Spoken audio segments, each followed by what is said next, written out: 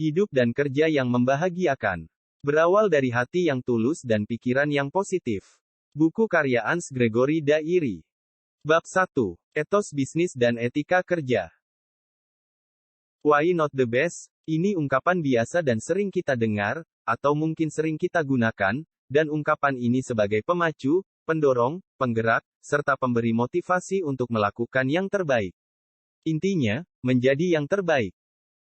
Being the best you can be. Jadilah yang terbaik yang dapat Anda capai atau lakukan yang terbaik yang dapat Anda lakukan. Kerjakan yang terbaik yang dapat Anda kerjakan. Kita tumbuh dan berkembang dengan sejumlah beban, keraguan, dan ketidakyakinan akan kemampuan diri. Kita takut berbuat sesuatu yang lebih daripada yang sudah biasa kita lakukan. Kita takut gagal dan takut meninggalkan zona kenyamanan.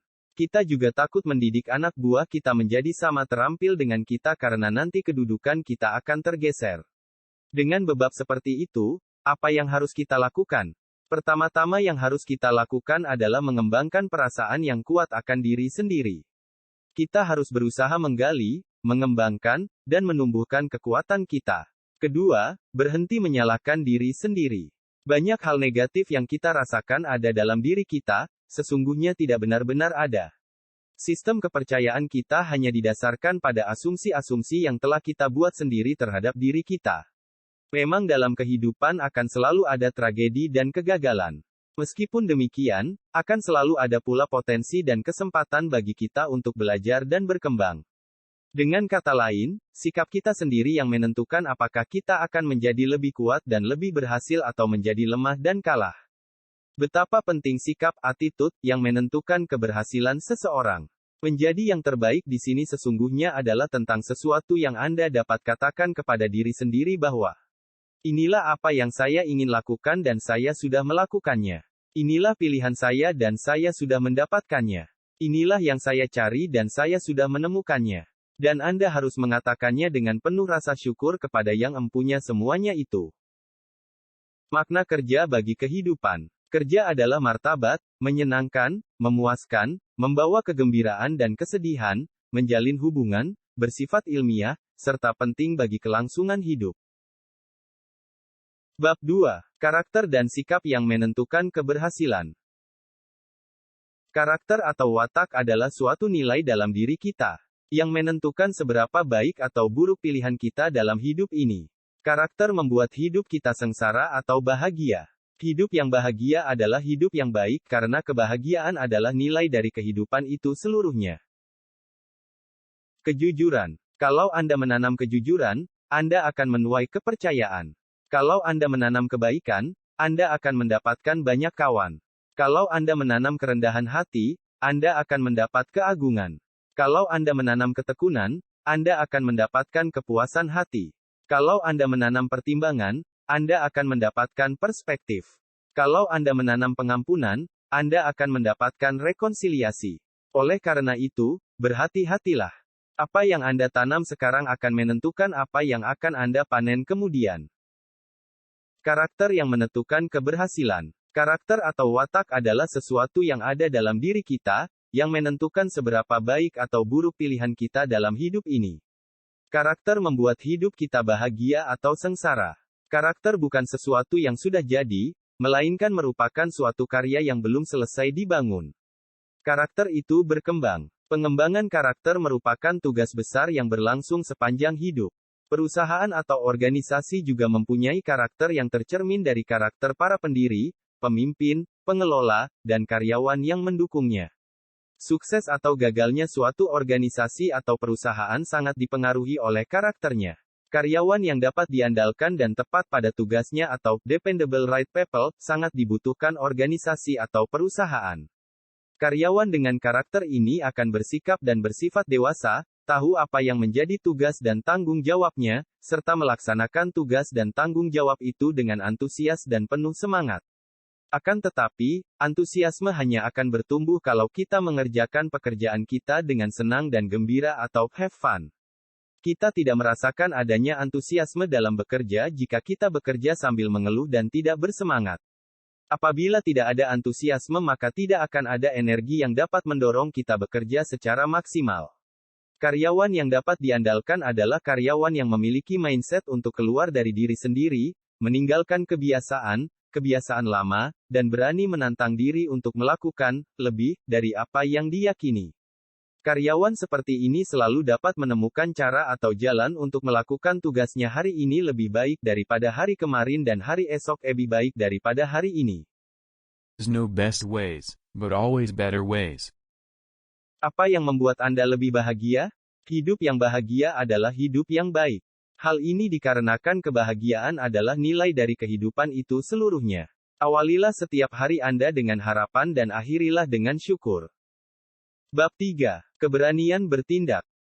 Semua pencapaian achievement kita dalam hidup dan karya selalu diawali dengan keberanian bertindak serta mengambil langkah pertama sekarang juga.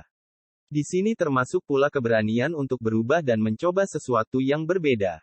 Sekali kita sudah memulai langkah pertama, kita akan dapat melakukan langkah-langkah selanjutnya, yang makin lama makin mendekatkan kita pada sasaran atau tujuan yang hendak kita capai. Memang seringkali terjadi bahwa memulai langkah pertama itu tidak mudah. Kita mungkin juga tidak tahu dengan pasti langkah pertama macam apa yang akan kita lakukan demi mewujudkan suatu tujuan. Ada kalanya ketika kita sudah melakukan langkah pertama, kita masih juga terbebani perasaan khawatir, takut, dan ragu-ragu, apakah tujuan atau sasaran akan dapat kita capai dengan tepat. Apalagi kalau dalam perjalanan itu, kita menghadapi tantangan dan kesulitan.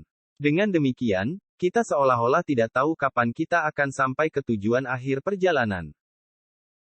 Cobalah sesuatu yang baru. Kalau kita tetap melakukan hal yang sama, tentu kita akan mendapatkan hasil yang sama pula.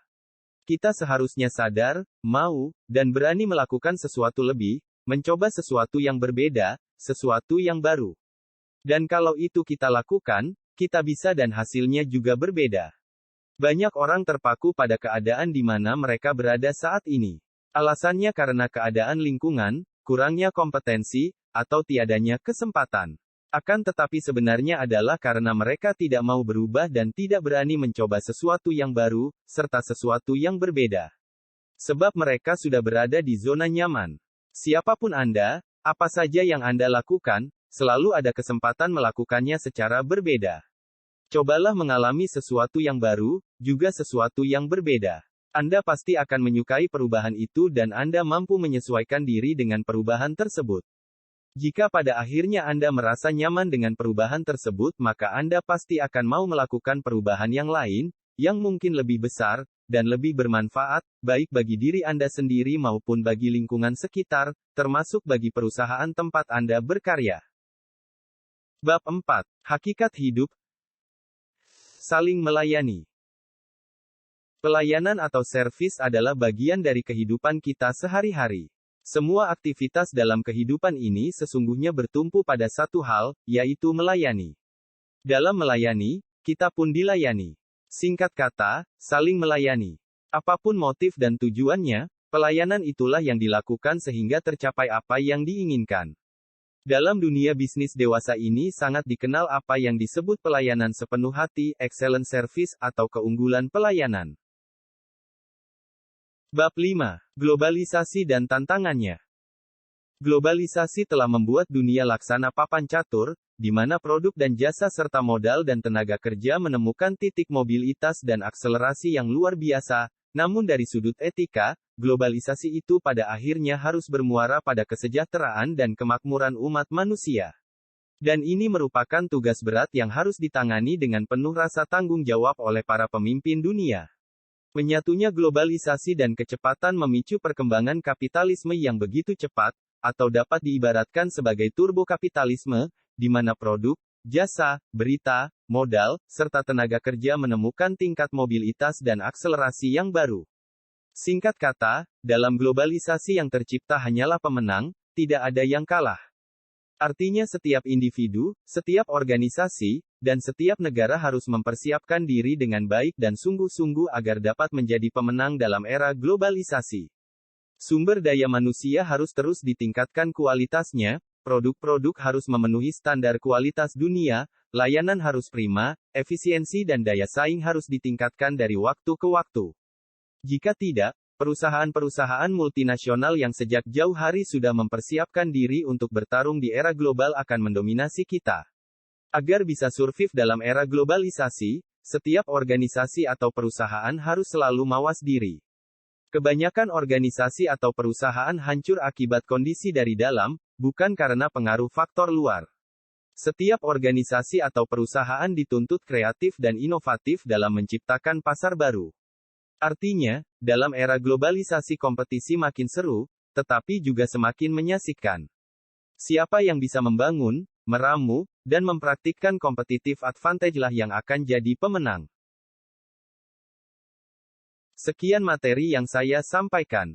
Akhir kata saya ucapkan, terima kasih telah menyaksikan.